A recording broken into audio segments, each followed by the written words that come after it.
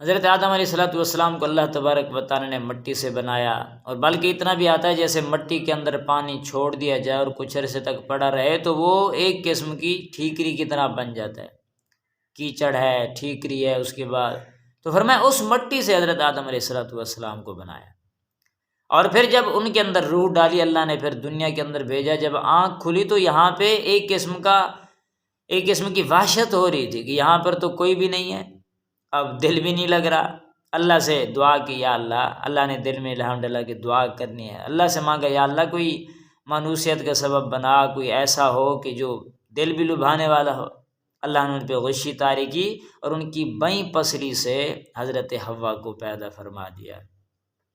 اس لیے عورتوں کی بنسبت مرد کی بائیں طرف سے ایک پسلی کم ہے، دائیں طرف سے بنسبت بائیں طرف جو ہے وہ ایک پسلی کم ہے انسان کی، اور یہ عورت ٹیڑھی پسلی سے ہی پیدا ہوئی۔ آپ صلی اللہ علیہ وسلم نے فرمایا کہ یہ ٹیڑھی پسلی سے پیدا ہوئی، اگر کوئی کمی کوتاہی دیکھو تو خوبی کو یاد کر لیا کرو، اور ٹیڑھی پسلی اگر اس کو سیدھا کرو تو وہ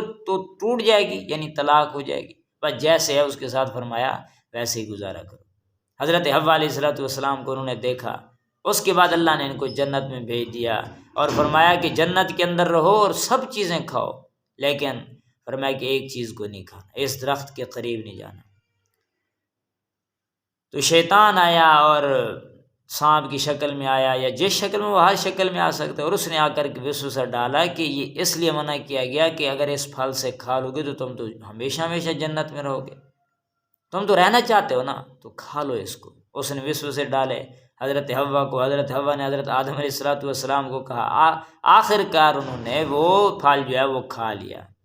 جس سے اللہ نے منع فرمایا اس کو کھا لیا۔ اللہ نے جنت کا لباس فوراً اتار دیا، اور وہ جنت کے پتوں سے اپنے آپ کو ڈھانپ رہے تھے اور حفاظت کر رہے تھے۔ اللہ نے فرمایا کہ اب جنت سے آپ یہاں سے چلے جائیں،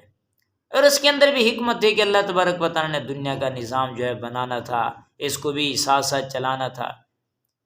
اب وہاں سے اللہ تبارک و تعالیٰ نے ان کو نکال دیا، حضرت آدم علیہ السلام کو بھی، اور اسی طریقے سے حضرت حوا کو بھی۔ یہ تو شیطان نے قسم اٹھائی تھی، اس نے کہا تھا کہ آپ جو کہتے ہیں کہ سجدہ کرو، میں اس کو کیوں کروں، میں تو آگ سے بنا ہوا ہوں، اور آگ شعلے والی ہوتی ہے، بلند ہوتی ہے، اور یہ مٹی سے بنے ہیں، اور مٹی جو ہے وہ بالکل زمین کے ساتھ ملی پڑی ہوتی ہے، عاجز ہوتی ہے، وہ تو کسی کام کی نہیں ہوتی۔ اللہ تبارک و تعالیٰ نے فرمایا یہ تو میرا حکم تھا، تو نے کیوں نہ مانا؟ فرشتوں کے ساتھ رہتا تھا، اللہ نے اس کو وہاں سے نکال دیا، عبادت کی وجہ سے رہتا تھا۔ ایک آسمان پہ اس کا نام عابد تھا، ایک پہ اس کا نام زاہد تھا، یہ اس لیے تھا کہ بڑا عبادت گزار تھا۔ آخر اللہ نے اس کو جب نکالا تو اس نے قسم اٹھائی تھی کہ اس کے دائیں، اس کے بائیں، اس کے آگے، اس کے پیچھے، ہر طرف سے آؤں گا اس انسان کو ورغلانے دھمکانے کے لیے، گمراہ کرنے کے لیے۔ اللہ نے فرمایا جا، جو تو نے کرنا ہے کر، لیکن جو میرا بندہ ہوگا وہ تیری باتوں میں نہیں آئے گا۔ اس لیے ہمیں شیطان کو دشمن سمجھنا چاہیے، اور جو وہ کہتا ہے اس سے ہٹ کے ہم کام کریں کہ یہ گناہ کرانا چاہتا ہے، نفس چاہتا ہے یہ کرو، لیکن اس میں رب کی نافرمانی ہے، حضور کی نافرمانی ہے، اس کو ہم چھوڑیں۔ جو اللہ کے رسول نے دیا فرمایا اسے لو، خذو وما نہاکم عنہ فانتہوا، جس کو منع کر دیا روک دیا اسے رکو۔ تو حضرت آدم علیہ السلام کی پھر ملاقات ہوئی عرفات کے میدان میں، تو وہاں پر اللہ تبارک و تعالیٰ نے ان کی ملاقات کری اور دعا پڑھتے رہے، ربنا ظلمنا انفسنا وان لم تغفر لنا، یا اللہ ہم نے اپنی جانوں پہ ظلم کیا، اگر آپ نے نہ بخشا تو ہم تو خسارے والوں میں سے ہو جائیں گے۔